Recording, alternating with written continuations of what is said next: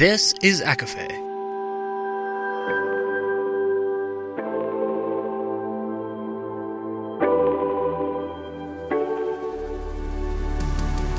Laura Marie and Jessica Marie proudly present A Court of Fandoms and Exploration, a podcast. Fair warning, everything the hosts say is explicit, full of spoilers and adult content and shall not be used against them. They have opinions. Let's try not to drag anyone for expressing themselves and just have fun for an hour. We all deserve it. This episode contains spoilers from the Daevabad Trilogy and does mention Moulin, Rouge, Throne of Glass, and Shadowhunters. For full list, please see show notes. There are also discussions surrounding self-harm, sexual assault, and human trafficking.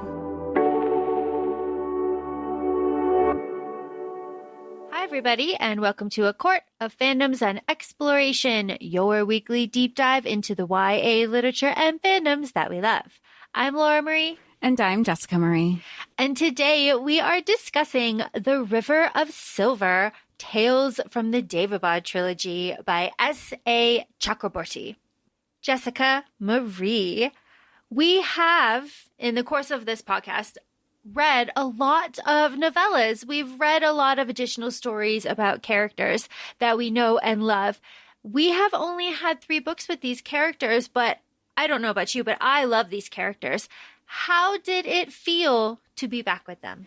It was so nice. I forgot that if we were talking before this episode, you're like, it's been a while since we've been with these characters. And I had to think because I read this twice for this episode because I didn't want to leave the world when we had finished the 3rd book, Kingdom of Gold. So immediately I was like, can I start it? And we were like, yeah, you were basically like, read whatever the fuck you want. I don't care. and so I did. So just to enjoy the anthology and just to be back with everybody. And then I was able to read it again for the podcast. And you're like, okay, now you don't have to piece everything together. You're just again with the vibes, because in the first 3 in the trilogy, we get 2 to 3 POVs, but we get so many POVs in this anthology. We do. We have so much. We learn so much, and it gives us so much background on a lot of characters, which was difficult for me personally. But before we get into, I think, all of the different chapters, there is a really lovely author's note. And of course, you know, at ACOFAE, we read the author's note. And Jess, why don't you take us through this one? Well, I thought what was really nice is that the author and we both read this through the audio. So the author was saying that at the time when she was writing this anthology, the trilogy had already been completed. It had already been out. And it was, peak COVID in 2020. And she was just kind of overwhelmed, as many of us were. And everyone was kind of coping in their own way. And she was just kind of like, how am I supposed to focus on a new project when that isn't where my mind was? However, she wanted to revisit some characters that she created and loved and kind of felt like a home base. And like we always say, like, it's so nice to be back with returning characters. That's what this was for the author during 2020 COVID. And so this was her comfort place. For some people, it was creating something new. And for others, it's returning to something familiar. And there's a comfort there. But she was just kind of sharing her process and sharing the writers groups that she had been a part of and wondering what could have been done different. And what's really nice about this, because we also, again, and I'm sure it's in the traditional version of this book as well, before each anthology, she would say, this is the timeline where this chapter fits in, and you are going to either receive spoilers from books 1 and 2. This is going to be no spoilers. This is going to be prequel, or you need to have all the information if you want to understand what's going on here. And it was the first time I've ever experienced that. Laura, you're more familiar with like all of our series and fantasy. Was that a first time for you to see?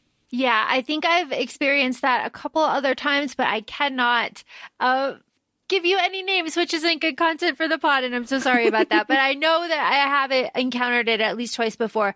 But I agree with you. The way that context is given in this story is really beautiful, and it puts it like in a nice slot so that you can look at the entire story in a nice cohesive unit because it is completed.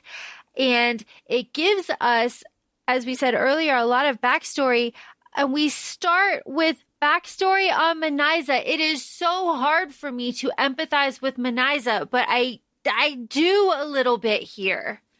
I feel like you see where the switch happens with Manaiza, because immediately we start off with she just gave birth to Jamshed.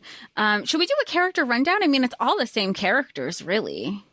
It's all the same characters from the Daevabad trilogy, right? Yeah. So, I mean, and you know that Kaveh is, kind of the love of her life, her childhood friend. You know that it's her, who her brother is, Rustam. And it's kind of like the three of them were the three musketeers growing up. They were the ones who found Dara's, his Jinn ring. And so they're really, really close. And she has the son, and she realizes that she has to go back to Daevabad to Ghassan because she's his Banu Nahid, and she has to give up her son and kind of put her son through like a torturous spell so nobody catches on that he's a Banu Nahid as well. Yes. And Manaiza has been ignoring Ghassan's summons to come treat his dying wife for 3 months in Zariaspa. And that is just like unheard of, unthinkable. She knows that she's walking into a life sentence in Daevabad. She'll never be able to leave the city again, which is why she leaves Jamshed, out in the country, right? And that's something that Jamshed is very insecure about when he gets older, is that he was raised as like a country bumpkin. But here he's a week old, and Manaiza talks about his hopeful human name, which I really liked. And then we have the mark, obviously, and it takes her 3 weeks. I just like when we have timelines. It takes her 3 weeks to get to Ghassan, where she's in the throne room, and she's like, hey, my experiments. I couldn't leave my experiments. And Ghassan is just like, my wife is fucking dead, lady. I don't what do you want me to fucking do? Go to your infirmary, bitch. She expected it, and it happened. Yeah, and I mean, and then she also sees Muntadir at some point, and he's like, she's dead because of you. He's putting the blame rightfully on the right person. I get that, and it's part of the grieving process. And she doesn't have an answer for him because she's also thinking about her kid that she's never going to see again. There's, like you said, there's a lot of, you're like, there's this person that you just can't understand, and you feel a little bad for understanding how she's become who she's become and why. Yeah, and Muntadir is just like, I will see you dead one day. You killed my mother. Everyone said you killed my mother. Snap, snap. And Manaiza is just bigotry from the mouth of babes, but also you did do that. Yeah. You did do that. And flash forward, I mean, I know we'll get to that chapter where there's another, when we're in Hatset's chapter, where she's like, well, if you have a kid, she said, she as in Manaiza is telling Hatset, well, I'm the person you're going to call when you have a kid. Don't want to be blamed for somebody's death again. We're like, you weren't blamed. It's not like you were a scapegoat. You weren't there. Yeah. Calm down. The truth hurts. Be less defensive. Be more guilty. Okay. But here we have Rustam, right? Nazreen finds Manaiza in the garden, and Manaiza takes her to the hammam where they wash. So Nazreen obviously knows that Manaiza has given birth. And then Rustam wakes, and Manaiza fucking threatens Rustam. And it's just really? Really? We're going there already? We all know that you kill him, but you start threatening him now? Okay. She has, I feel like her and her brother also, her as in Manaiza, her relationship with Rustam is so different now too, because we also know from the Kingdom of Gold that she was very resentful towards Rustam at the end of his life. And I say his life because we know that he dies. But it's so funny, like you said, that she's putting blame on everybody else except herself. She doesn't want to take accountability that she slept with Kaveh. She doesn't want to take accountability that she got pregnant. I'm not saying you can't fuck who you want and you can't have kids, but there is some accountability with the choices that she made. And I'm assuming that there is, you know, probably not a pro-choice option back then, especially knowing like different, you know, religious beliefs. So I'm just very intrigued where she's like, oh, now I can't see my son. Well, I don't know. I have a lot of questions. Maybe this is like its whole other thing because she could have never come back. Yeah. It's a whole thing. It's a whole thing. Manaiza is very complicated. We know this. What is also complicated is that Rustam has participated in self-harm. He has tried to end his life several times, and Manaiza has brought him back. And because of that, now she refuses to rely on him, and she does kind of look at him as weak. I do think of that. She doesn't want to burden him. She treats him kind of like with soft, like kid gloves, so that he kind of is all right because Ghassan beats him. That's a whipping boy situation. Yeah. To punish Manaiza. Right. I was going to say, Ghassan knows that the best way to torture Manaiza is through her brother. So that's kind of what, and you see that through examples, I mean, where he's like, hey, Rustam, can you cut yourself? And Hassat's freaking out again. I'm jumping forward to another chapter, but they all intertwine pretty closely. And Hassat is like, what is going on? And Manaiza shows up and she's like, you waited till I wasn't here. You did that intentionally. Because she's on to Ghassan's thing. And Hassat, she's like, I know what it looks like between lovers scorned. And this is not that. This is absolute hatred. It is a lot. Honestly, I think it's more than hatred. It is like this deep, like simmering. Because at the end of this first chapter, Rustam gives Dara's ring to Manaiza as like a tangible object for her for comfort. Because Manaiza and Rustam will never speak of the birth that has occurred.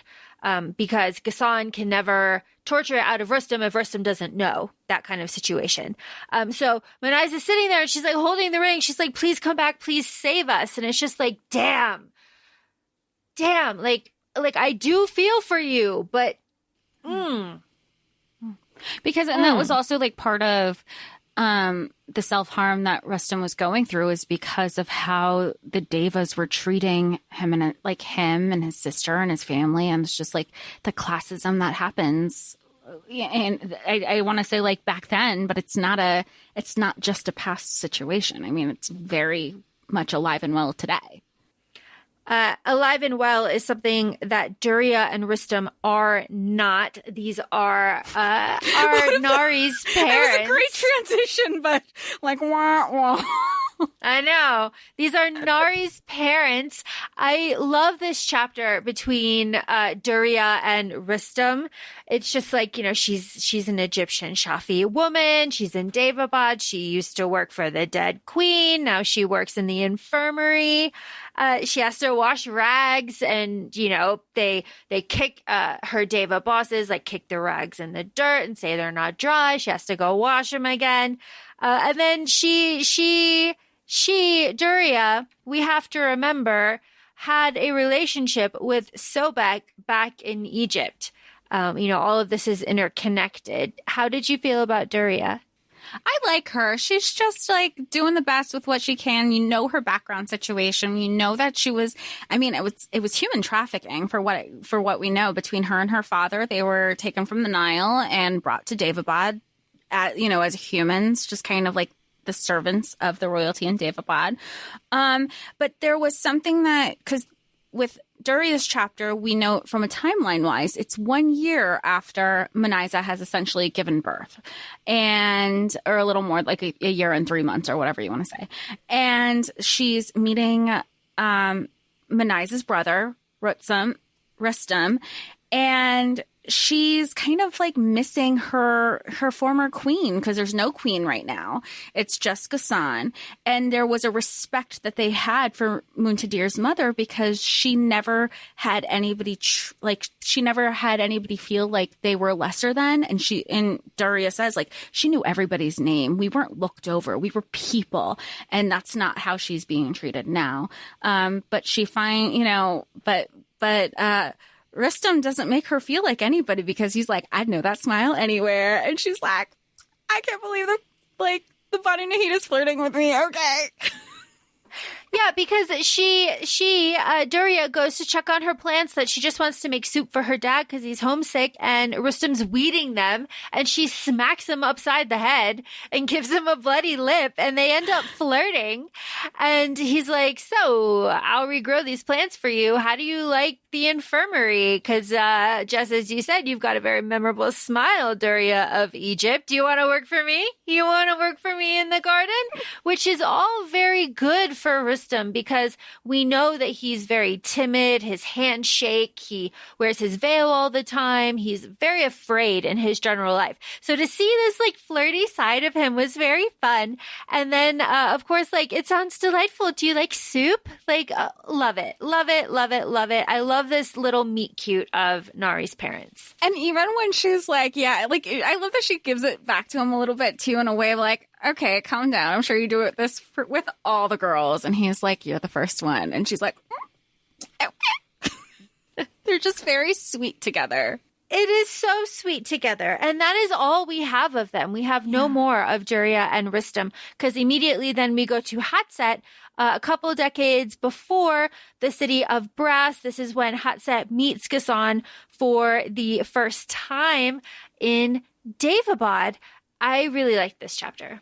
I really love, we love Hatset. Like, we love her. She is truly a queen.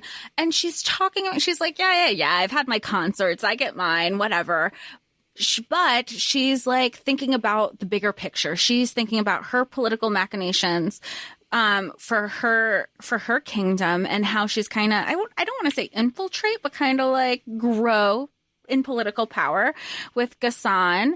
And Ghassan is very charming, and she admits that right off the bat. And she goes, you know what, he's okay now, but damn, I bet you he looked good a few years ago. So like, he can easily say anything. And we know this just with how charming he could be and how convincing he could be from book one with City of Brass. And they go for a walk, they go to talk, and he's wooing her. He's wooing her hard. And I'm going to jump forward real quick to the point, and I know we'll go back, but to the point where she makes her agreements, they have some exchanges, and then we go flash forward to the end of the chapter real quick, and she's like, fuck me, I agreed to this already. It is too late to back out. But what are we backing out of, Flora? Well, you're backing out of so much, because the children would be Katanis. And that is the thing that just Hatset really hates, because she's there basically as an ambassador for Dimitri so that she can have better trade ties with her family. But any children that she has, of course, would be Katanis. They would be protected and equal, but they will not be heir, because Muntadir is heir. And it doesn't matter. That is like a promise that Ghassan made to him and his mother. It is the like reward, I put quote, that Muntadir gets because he cannot have a happy childhood. He has a childhood of like grooming, essentially, for the throne. And it is just like, it is quite something, because then we have the Rustam slicing of the wrist, just as you mentioned earlier. He's just showing off, Ghassan is, all of his possessions to Hatset. And then this is where, correct me if I'm wrong, he takes her to like the top of the ziggurat to show her the room that he had created for her. That is paralleled when Ali does the same thing for Nari later on in the trilogy. I really love that. Well, and it's where he goes, I really learned from like my first wife that she didn't care about the jewels and the riches. She really just wished like she can like have a taste of home. And that's when Hatset says to Ghassan, she was like, what would be all of this if I had said no. You didn't know I was going to say yes. And he goes, I would have asked for forgiveness instead of, because I did not ask for permission from like my financial advisors for this. And she's like, okay, I see you. And that's when we then go to see Rustam. And that's when she's like, oh, I fucked up. Because even in that moment, she goes, I picked up on it, but Rustam flinched. He flinched. So whatever is going on, it's not what it seems to be on the outside. Yeah, and this is where Manaiza says, come to me for childbirth. It's like, okay, say like, less. The fuck not. I'm calling someone from home. Yeah. Yeah, she's like, I'm first boat. No, Dimitri, midwife, yeah. You're not coming near any of my kids. And then this is the hate, right? This is the deep, deep hatred that can't be like anything other, like nothing soured. It's just hate, which is what it is. Like, it is the foundation for the book. It is the foundation for Manaiza's coup, right? It's a coup. What's the expression? You either die the hero or live long enough to become the villain. Like, that is, I mean, we see that from the jump in chapter 1 with Manaiza. I mean, everything's in chapter 1, right, Laura? Everything's always in chapter 1. It really is. It is. Mutadir, next chapter, 7 years before the City of Brass. I love these Mutadir chapters. He's one of my favorite characters. I love these backgrounds, getting to know him a little bit more. I love this relationship that he has with 13-year-old Zainab, waking him up. It's just so fun. I love that he's hungover. It's just great. I mean, she's like, why are you sweating? Why is there a girl's earring in the bed? And his first concern is like, shit, is she still in bed next to me? I do not need my nosy busybody sister all up in my shit. And he's like giving her like their little sibling pet names. And she's like, I'm grown up. I'm not a little girl anymore. And he goes, yeah, but you're talking that shit all the time like a little bird. So yeah, you're still keeping your nickname. Yeah, and then also she's like, I'm grown up. Can you take me to the zoo? Like, it's just, it's very cute. It is very cute. And then she's like, hey, but father wants you, BT dubs, and it's noon, and you're hungover as shit. You better go right now. And this is where they meet, or no, this is where Mutadir meets Jamshid for the first time. Oh my goodness. And I noted right away that Mutadir notices Jamshid's eyelashes immediately. They're so long. He's like, it's not fair. They're so pretty. It's not fair. They're so pretty. It's so good. And then Jamshid has this meeting with Ghassan while Ali, at 11 years old, is fighting in the arena. It's just like all of my favorite characters all in one place. It is just wonderful. Fantastic. And Mutadir, like, this is like how you know where their relationship is, and we discussed it in our first Daevabad episode, is how close they are and how the only thing that Ali knows is how to be a protector. And Mutadir, as the older brother, naturally wants to protect his brother from getting his ass kicked in this arena. And Ghassan's like, no, his role will be to protect you. He needs to figure it out on his own. And Ali is scrappy. He's throwing sand in somebody's eye. Like, he is doing whatever he can to get out of the situation so he can get himself back on the upper hand. Yeah. And all of this is happening while Ghassan is saying, hey, Mutadir, like, that's Jamshid. That's Kaveh's son. I'm putting him, you're going to take him into your household. Kaveh's scheming. Like, you are going to make Jamshid, like, deeply into your circle. You're going to make him, like, your best friend. He's going to be essentially a hostage. And, you know, BT dubs, maybe get him to talk about Manaiza a little bit. If you have any information about Manaiza, why don't you pass that on to your daddy here? And then Ali gets his nose broken. He gets disarmed. And Ali says, or Ghassan says to Ali, like, sit down. Ali is never going to have, like, an easy, normal life. He's always going to have a hard life. You need to get used to this. And you have to get used to being a ruler because you are too dependent on wine. Like, stop drinking. But then what does Mutadir do? He immediately goes and starts drinking with Jamshid. Immediately. Well, he's like, I can get some information.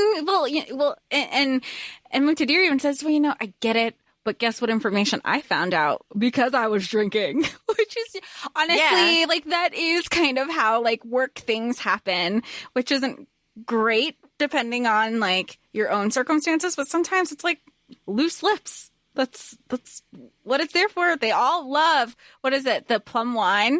They're deep in their plum wine. Yep. And this is where Jamshid says, I'm joining your service, but my dad does not know that I left the priesthood. He does not. He doesn't. And this is where Jamshid's like, I like your country accent. It's like, oh, okay.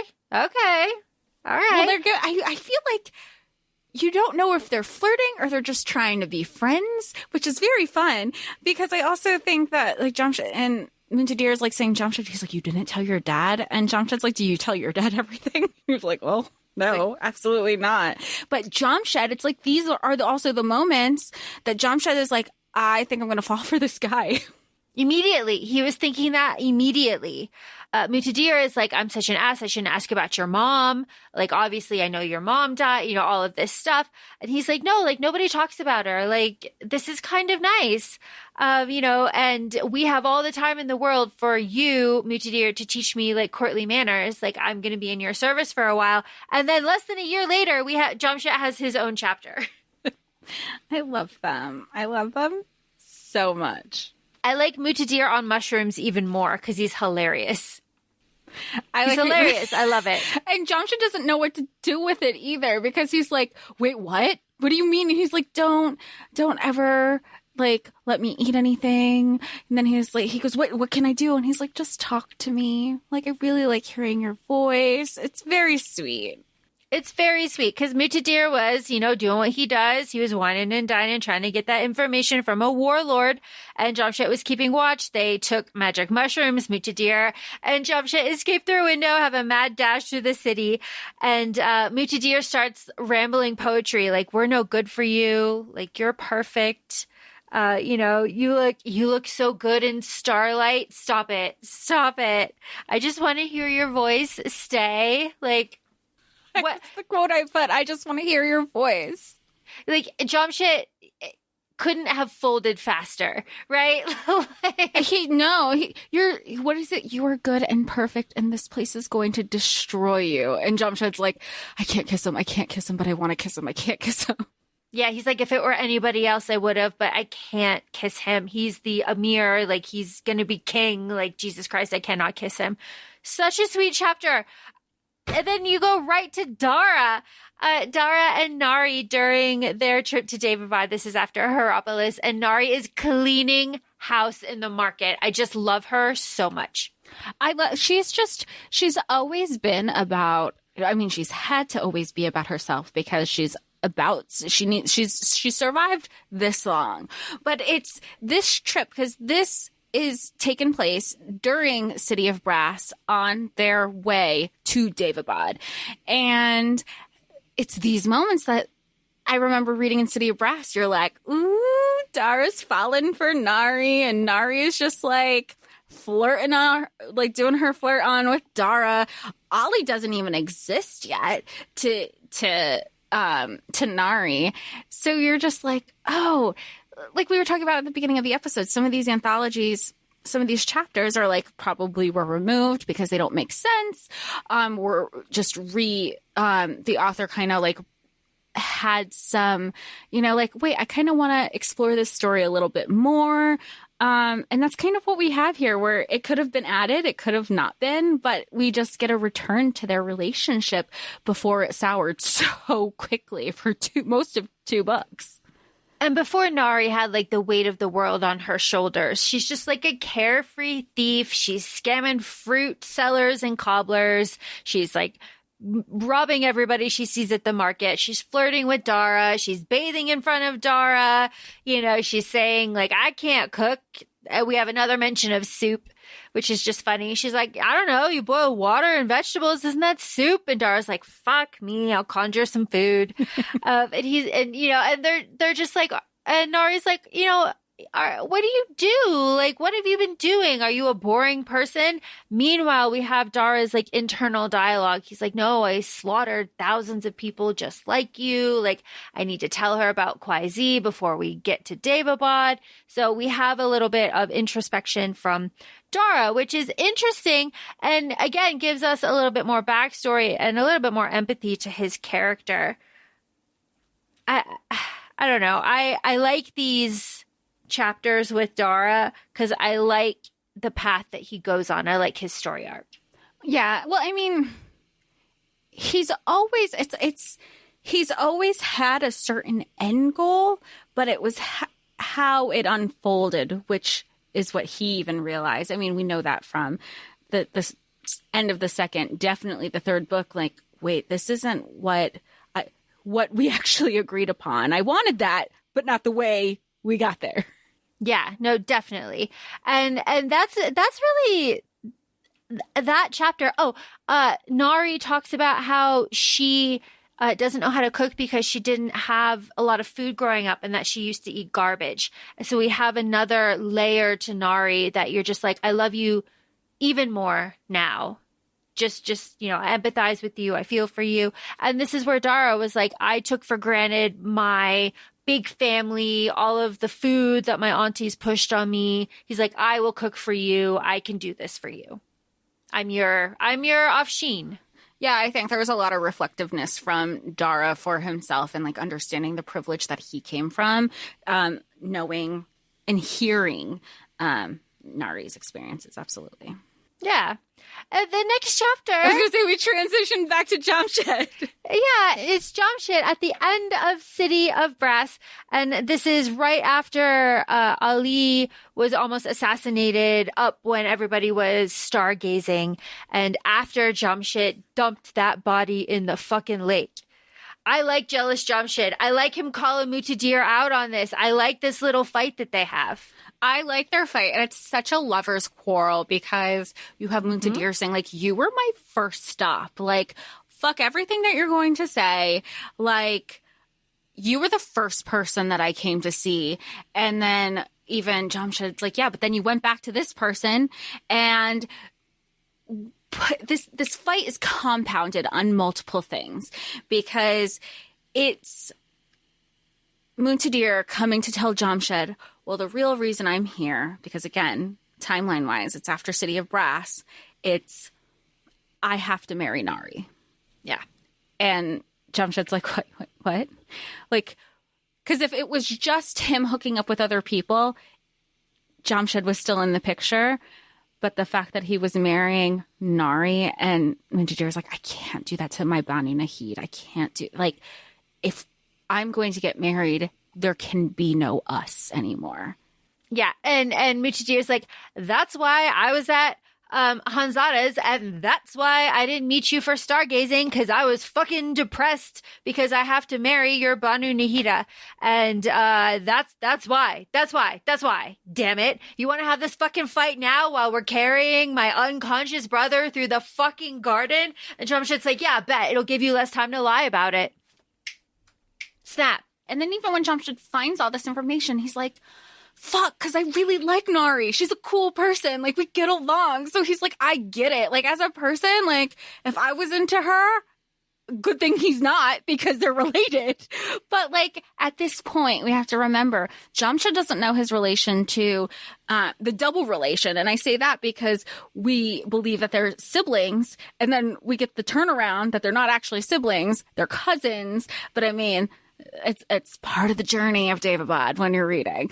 But Jamshed does it. Like, he likes her. He's like, she's cool. I get it. But, like, fuck. There was a chance. Like, I love you. But they haven't said it, but they know it because we know that Mutadir is just kind of, he's never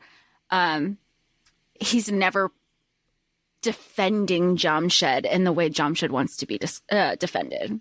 Yeah, and what he is defending Hanzada, he's like, I can't give up that relationship. She and all of her students are like fucking all my guys all the time, and they're just spilling secrets. Like, I can't like give up this like information web that I have here, and you know that. And then Mutadir's like, BT dubs, Dara is getting all of the Devas riled up.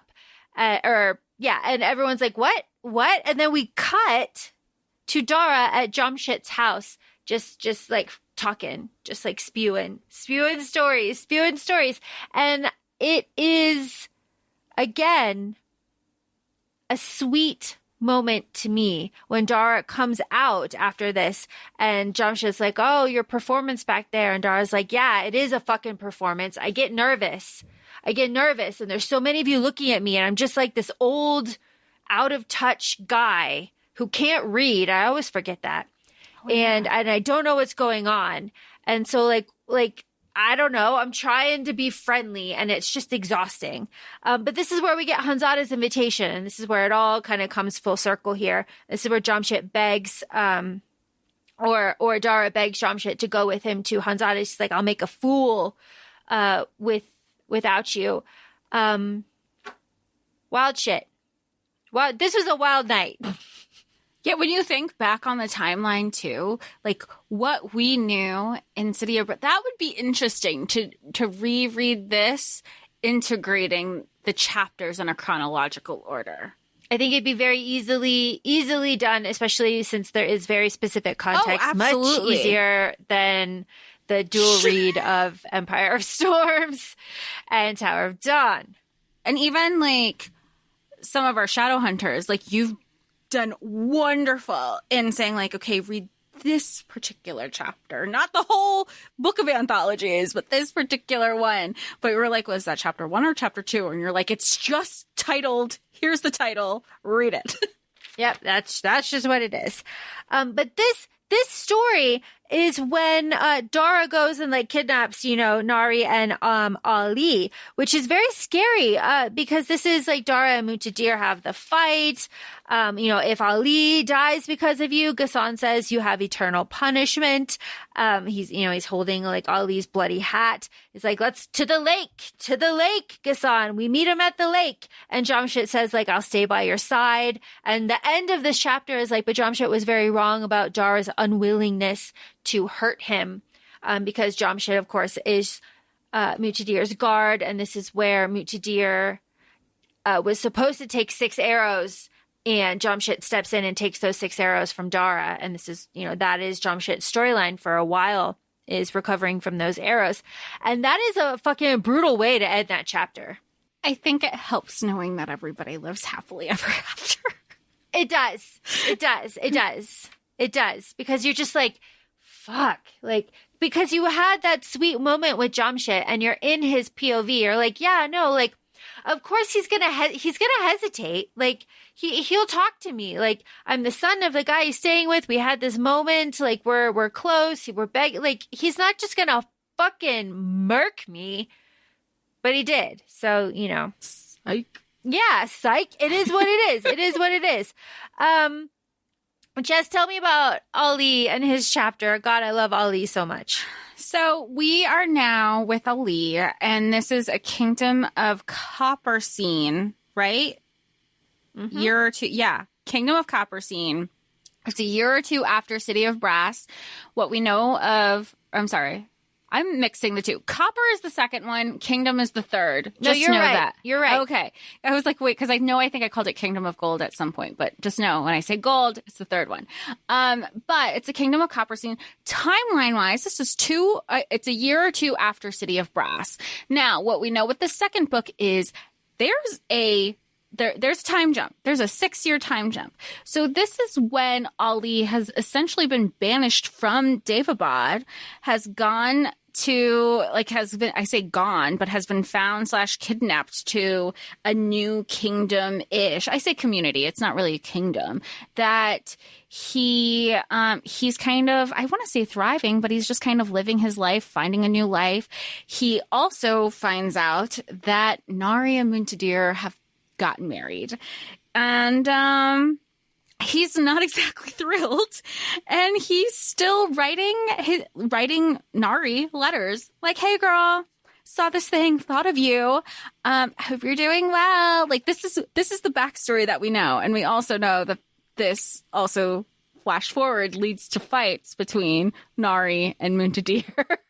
And everybody's like, we see that you're still pining over the Banu Nahid. And he's like, I'm not pining. And they're like, what do you call your million different letters that you've been writing to her? I'm just telling her things. I think this tree would be really helpful for her, for her medicine. So I figured I'd share. Like, you're not hiding it well, my guy. You're not hiding it at all. At all, my guy. At all. He's also not hiding his Marid abilities when he goes to get this stolen girl who has been taken by Shardunazatu. Oh, you knew the name. I just had to look at it. Yes, taken by the earth demon who's been banished to the sea, Shardunazatu, who has the face of a screaming woman and like the body of an elephant and all sorts of things. And takes girls because heroes come and always like gets the girls, and he has an army and he's gonna like the point to this really is that he mentions Tiamat, which is like, oh, because this is not in the book. So for us, it would have been like, oh, plot indicator, what's Tiamat? But it was taken out. So it was just very interesting. Very scary. Very scary. Yeah. Very scary scene. These shrouded girls. Well, and it's very what do they call it? Like the savior complex or the hero complex? Because the girl is like, aren't you going to kiss me? Like, oh, kiss my hero. And he's like, and Ali's like, oh, I can't kiss girls. I can't touch girls. I'm just doing what I'm supposed to be doing. And then because at this point, again, timeline wise, we know how devout Ali is in his religious beliefs. So he doesn't want to touch anybody. He doesn't want to marry anybody. He doesn't want to lie. There are a lot of factors going on. So even when he saves her and her dad, he's like, I'm going to marry you to my daughter. He's like, thanks, but no thanks. And the father obviously is offended. My daughter's not good enough for you. And he, as in Ali, is even like, no. And he's telling himself like, I am so sorry. I'm about to lie. But he goes, I have a betrothed waiting for me at home. I'm sure your daughter will find somebody much, much better suited than I. They say the thing in this chapter. We love when they say the thing. Ali says, look at this city, a city of this, a city of that, a city of riches, a city of brass. We love when that happens. Thank you, Ali. And then he calls the ocean to escape. We have the offer. I love that Ali is like, wait, what is going on? What? And Ali is like, wait. I'm not marrying. I will, though, take your seeds. And Lubaid is like, I don't really think. I don't think that's the seed he meant.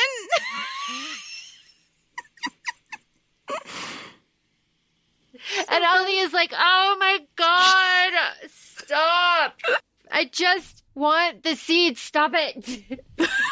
It's too funny.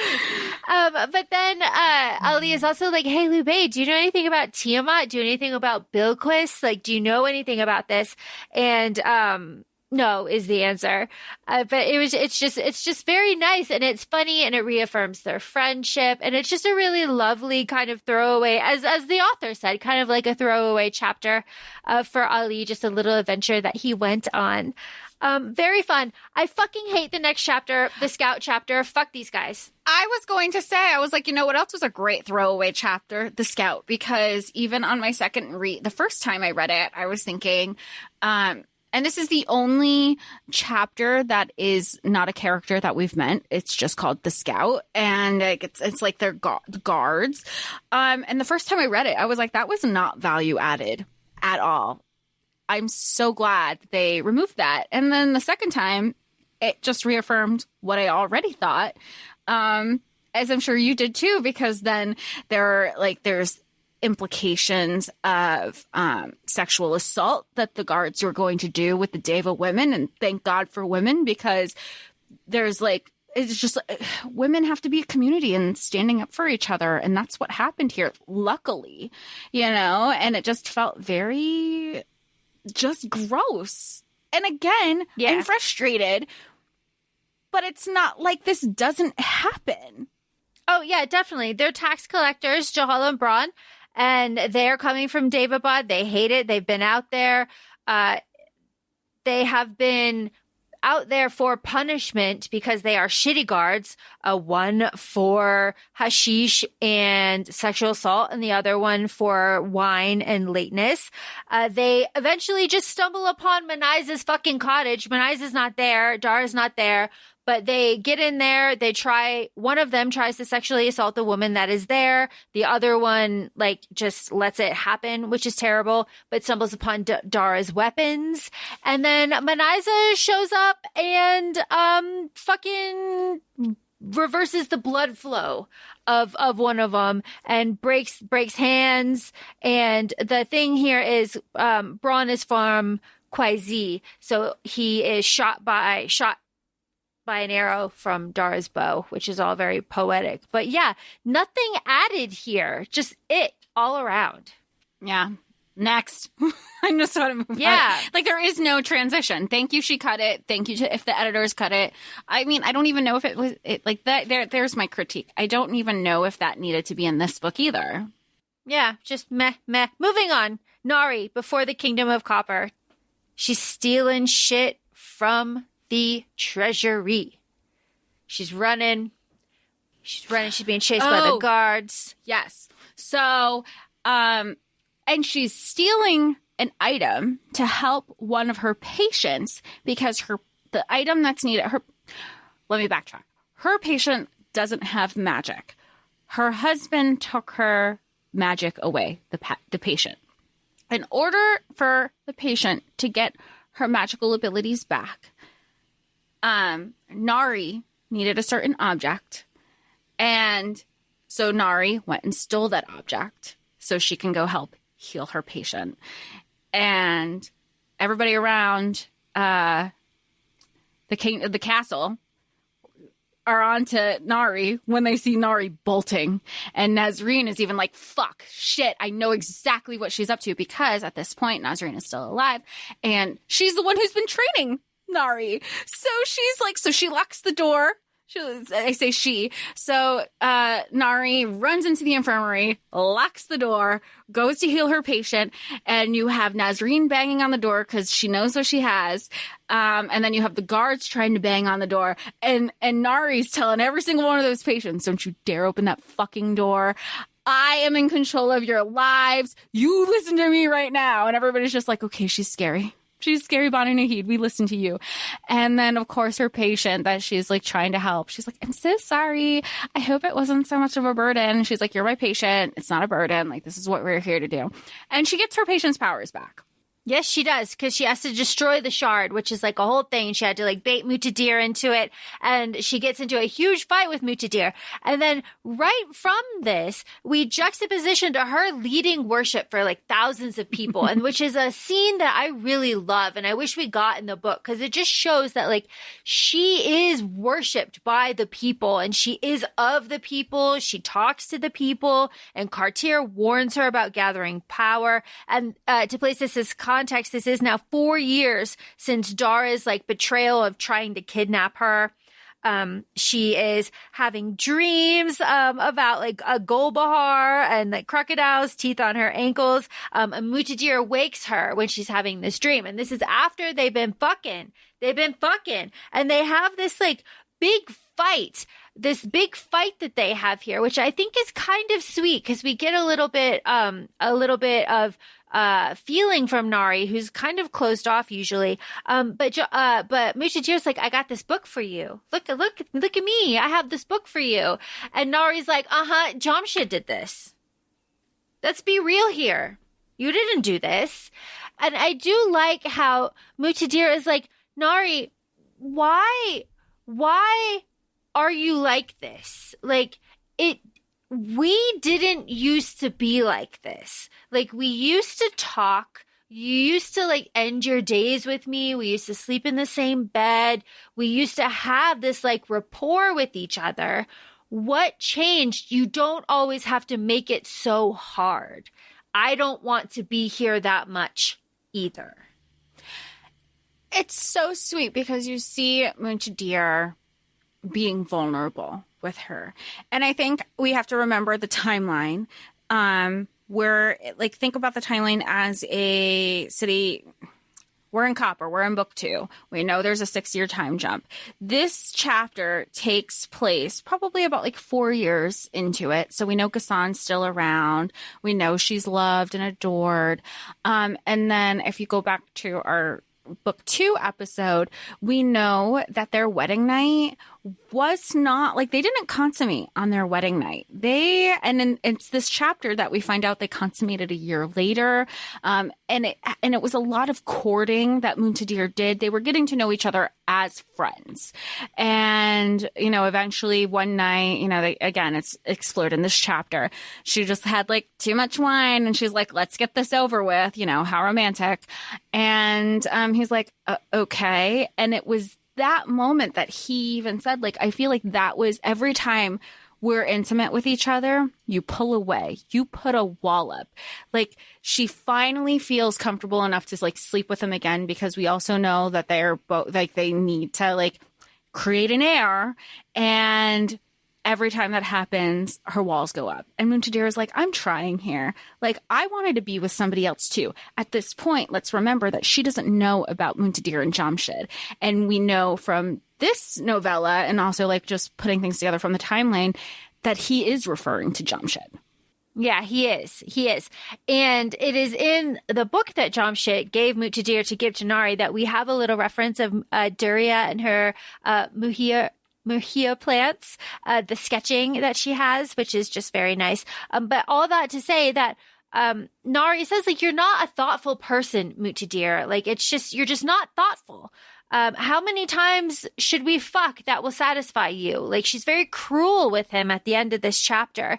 And her saying to Munchadir, you're not thoughtful, is something that she says to Ali later on, saying that you are thoughtful to Ali, which is just, I love so much. But we have Ali, his next chapter in the Kingdom of Copper, after Zainab and Ali visit the temple. This is Ali and Nari in the gazebo in like the orange area, the orange grove area in the garden. I love them. I just cannot. I smile. I love them. And it's also, this part hurts a little bit because you can tell Ali is trying, because he's like, can we go back to how it used to be?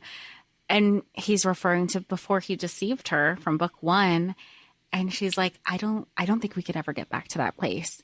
And he goes, is it because of the boat? Is it because like the shit that I pulled? Because I am sorry. Like, I don't know how to express it, how else to say it. I am so devastatingly sorry for what I put you through, because she trusted him and he broke down her walls, and she hasn't been able to trust everybody again, because of, like, we know how she was brought up and what she's had to go through.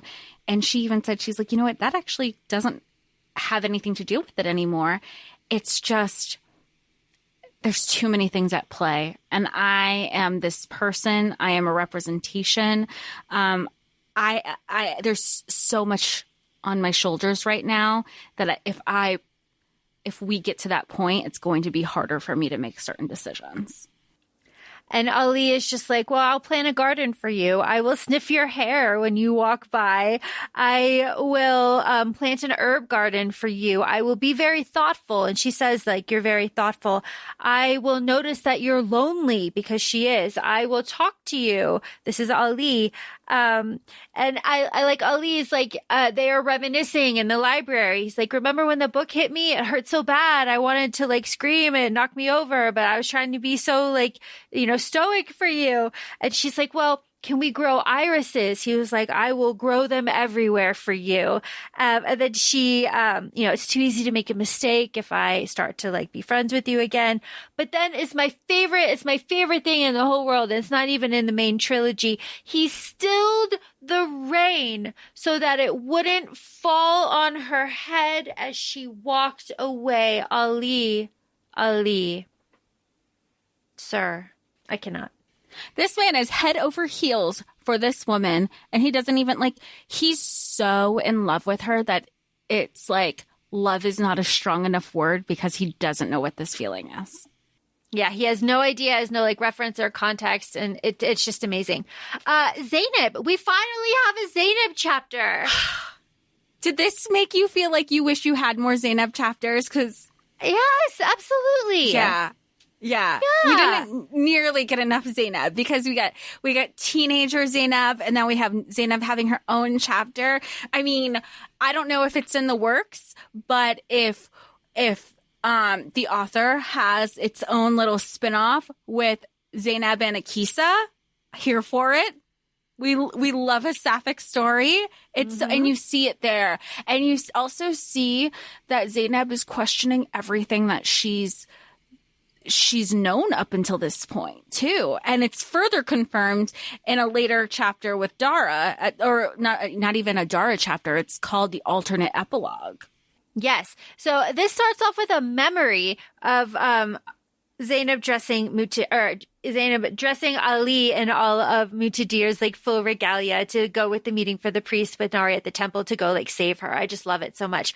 But then we are transported directly like to the hospital, right? We're like back into the war. She's sore. She's getting treated by Supa for her broken wrist. All of this stuff, like magic is gone. The veil is gone. Ali's been taken by the Ifrit. Like Akiza is there. And Zainab feels guilty, right? Like the citadel has fallen. Like Ali is back because of all these machinations.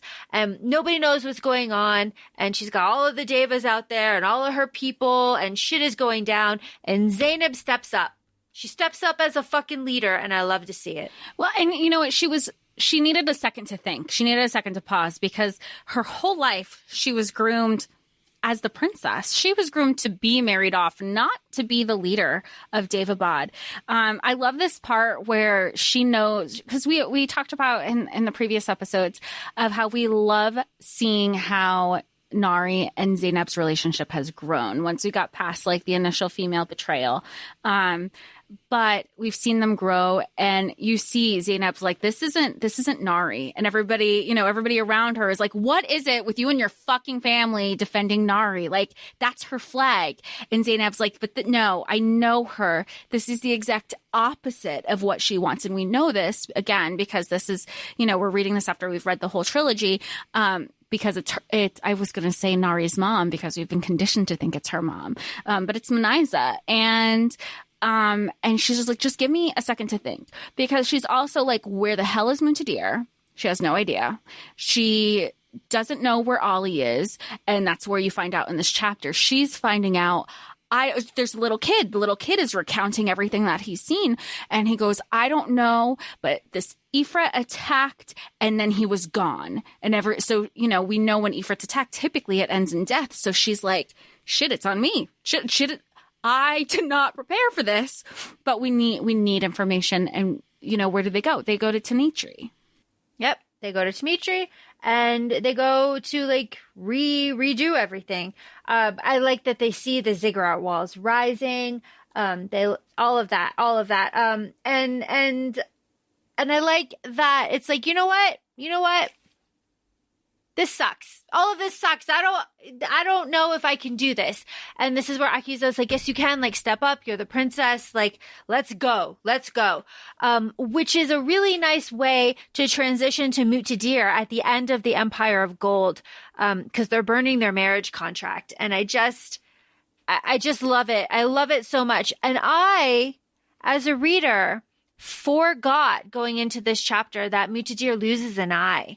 So his trauma and his dealing with this losing of an eye was good to see, because and I think was value added. But okay, can you remind me? Is this the chapter where he's telling Nari we could have been a great force, or was that the fight chapter? He's like, I think we really would have been like. Even if the romantic love wasn't there, we could have been a really profound, like, political force. That I believe that was in the other chapter. Oh, okay. My note for this chapter says mostly that this is where Jamshit says like, my mother did this. I don't know how to feel. I'm like mourning my mother, but like, this is terrible, all of these feelings. And Mutadir is feeling very lost and he doesn't want to burden him.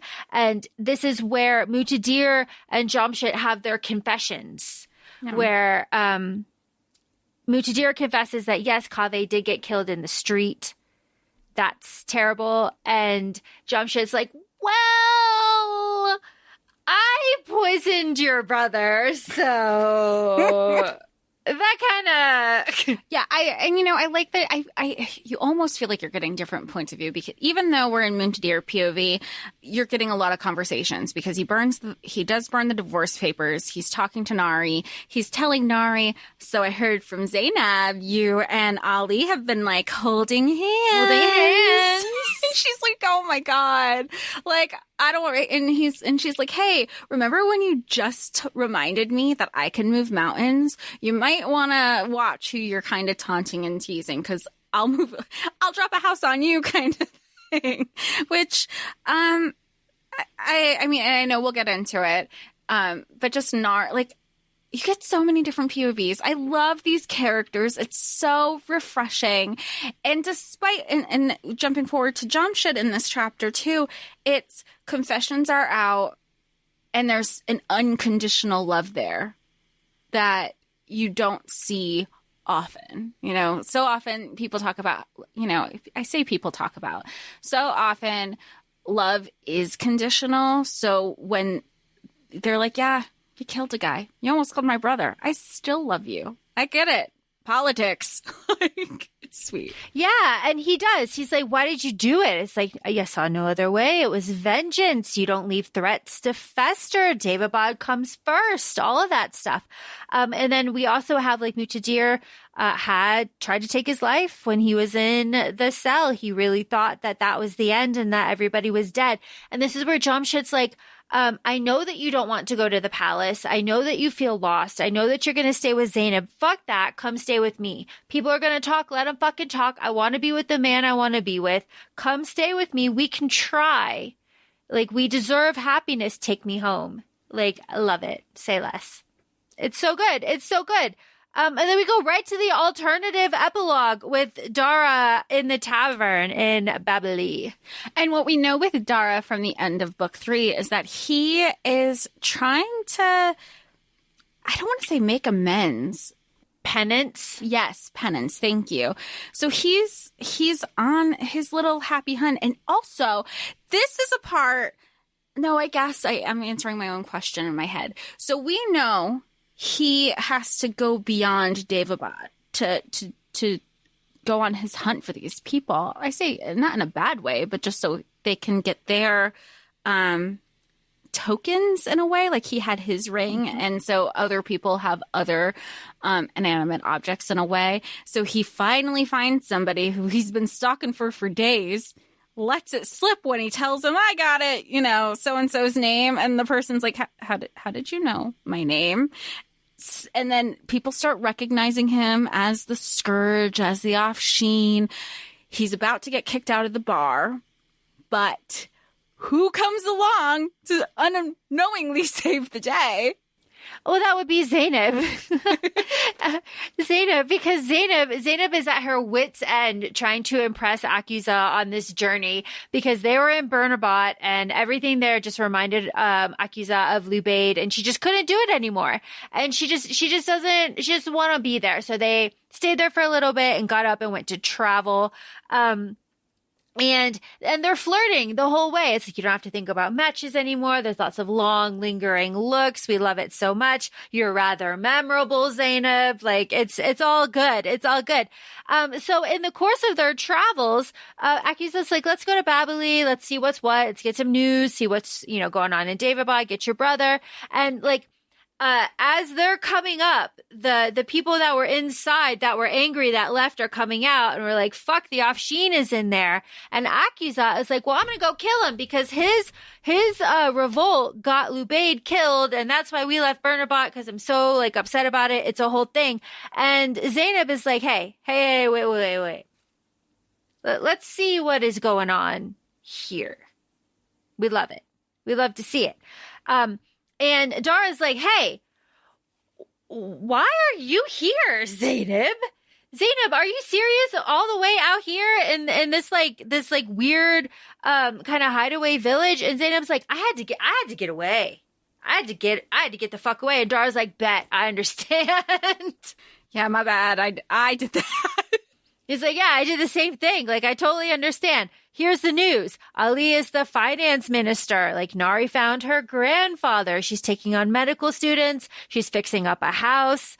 And then Dara apologizes. He apologizes about everything. And it's growth for him, which is nice to see. Yeah, and I think, and I mean, even at this point, Akisa still wants to kill him. She still wants to kill him. But Zainab's like, nah, like, circumstances, like, I get it. I like the bartender was like kicking everybody out. She's like, oh, princess. Oh, have a seat. On the house. Look how hospitable I am. Oh, it felt so pretty, woman. Where she was like, big mistake. Huge. So good. The problem that Dara has is that Dara cannot talk to humans. He cannot appear in front of humans. So he can't follow up on Zainab's excellent idea to track down very supernatural using, like, gossip. Like, ooh, anybody come in any wealth? Anybody doing anything? We've got a case.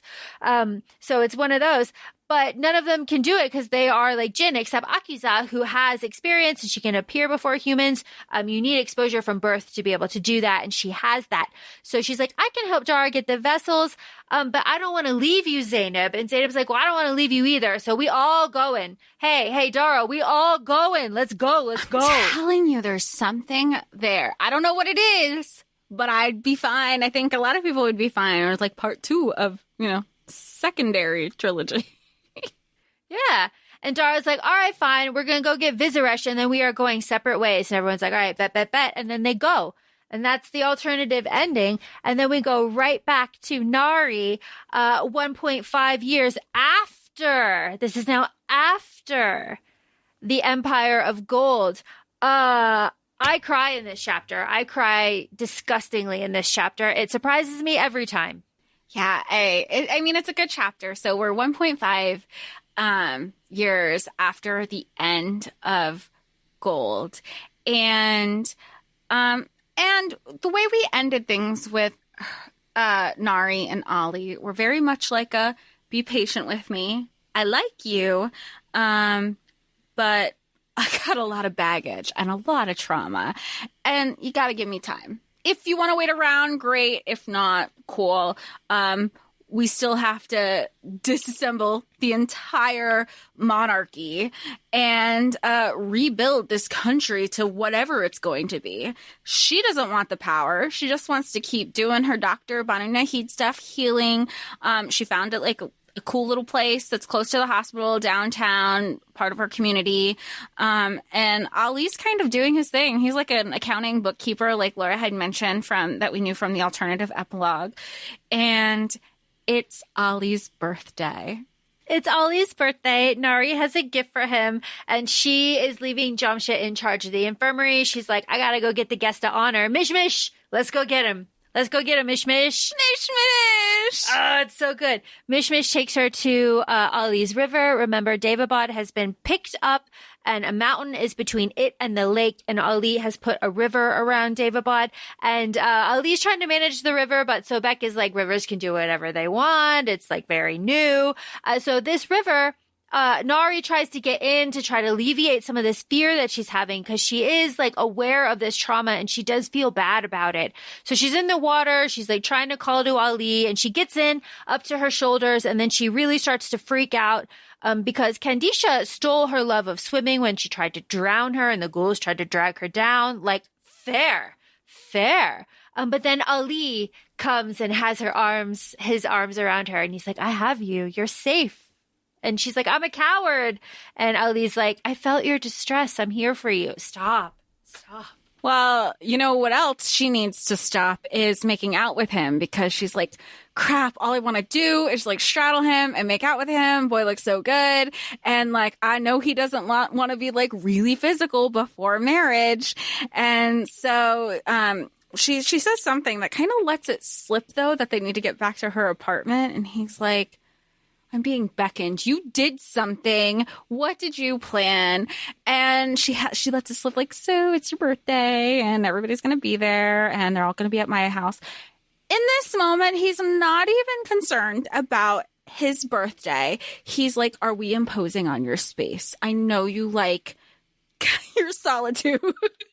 Basically, they're just so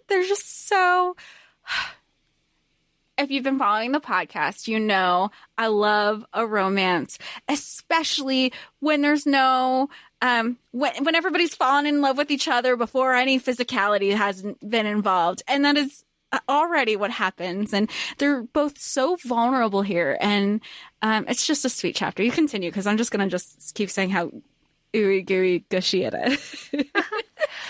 Well, it's Ali's quarter-century birthday, which means that he's allowed to marry now. So Hatset his mother has been, inundating him with like, hey, I'm this old and you're this old and I want grandkids now. Like, you can marry now. Do it. And Ali's like, but I'm too busy to marry. And Nari's like, what? Wait, what? You're too busy to marry? And she's holding this gift, right? This gift. She's like, shit. What are you talking about? And he's like, well, I don't want to lose, I spend all this time with you.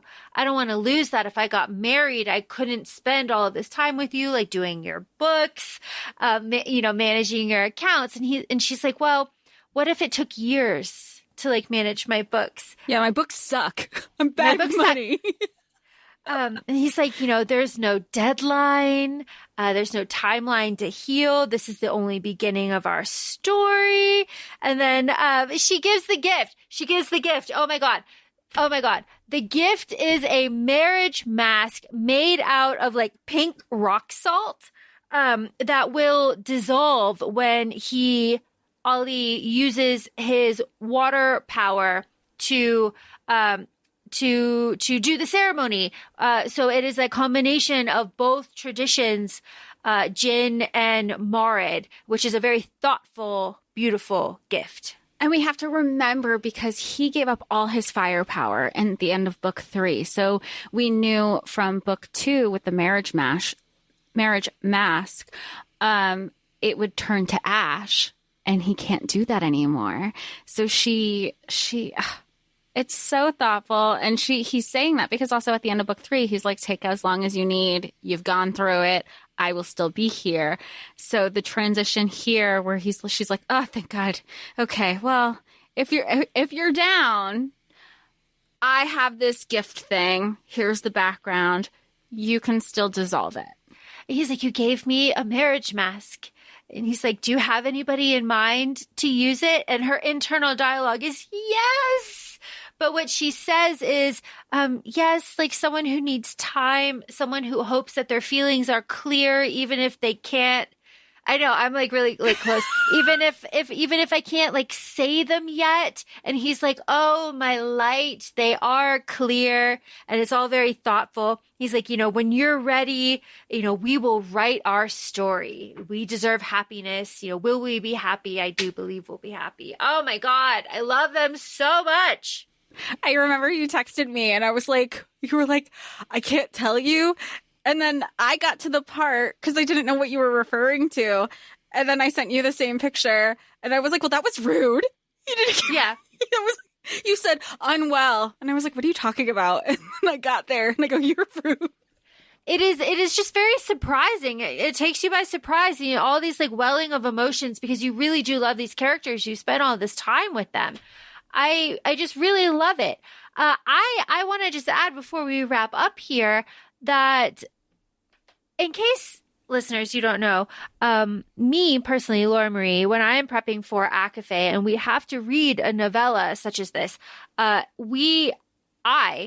do not read the trilogy and like think about the novella at all. When we do Shadowhunters, when I'm in the story and we're reading the book, I am not thinking about the novellas. I'm not thinking about any of that at all because I want to stay in the like present tense with you, Jess, as you read. And I don't want to be thinking about this marriage mask that fucking breaks me at the end of the book. I have to be excited about the ending of let's rebuild the world together. I can't be excited about the ending of let's have this marriage mask together. So it is important to me, just to me, when I'm doing prep to stay in the moment. So it is delightful for me personally to enjoy this, especially this end chapter that I love so much, with you knowing all of the story. Because I couldn't fucking bring it up when we were doing anything else. Yeah.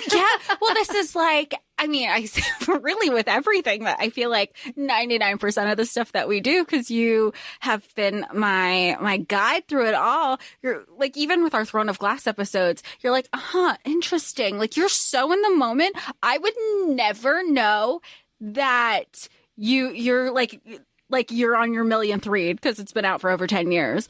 Like, you're so good. I mean, you're poker face. Like, you should be a poker face trillionaire when it comes to these, because I really want to know, and how you don't spiral again, like with Shadowhunters or like Will Herondale. You checked in with me. You were like, hey, what's going on? How are you doing this weekend? And I sent you a paragraph of like where I was, and you're like, oh, so not well. You're spiraling. I don't know where that came from, but you spiraling this weekend. How you don't do that with our reads is beyond me. You know, You're like, it's beyond me too. It's beyond me too. I don't know. I do what I can. I do what I can. But this one in particular, especially because this book hasn't been out very long compared to like some of the other books that we've read that have novellas that have been out for a very long time. We haven't had a long time to like sit with this, but this is a very beautiful book. It fits in gorgeously with the other trilogy, and you know, you can fit it in perfectly with the context. Jess, did you like this book? I loved this book. I'm so glad we decided to do it. I know people can be hit or miss when you have anthologies or novellas, but if the author writes it, try to read it. Yep. I do want to just mention real quickly that the narrator is the same narrator as the original trilogy, and the narrator is consistent through all of these different stories. It is not a anthology like Cassandra Clare, where there are different narrators. So that is just something to consider if you do the audio of this book when reading. When you read this book, did you, or I guess, remember when we were talking about in previous episodes, specifically to Daevabad, you had mentioned that you read them back to back to back. So they kind of all blended for you. Did that include this book too? Or was this fourth book not out yet?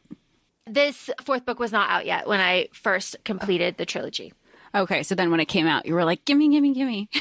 Yes, exactly. But again, if the author writes it, you should read it. And novellas like this are bountiful for the reader. There's just so much to pull from. So I absolutely love it. More people need to read this. Give it to me on some sort of screen. So thanks for joining us. Follow us on Instagram. We're at ACOFAE Podcast. We're also both on TikTok, ACOFAE Laura and ACOFAE Jessica. Thanks for joining us, and we hope to talk to y'all soon. Bye. Bye.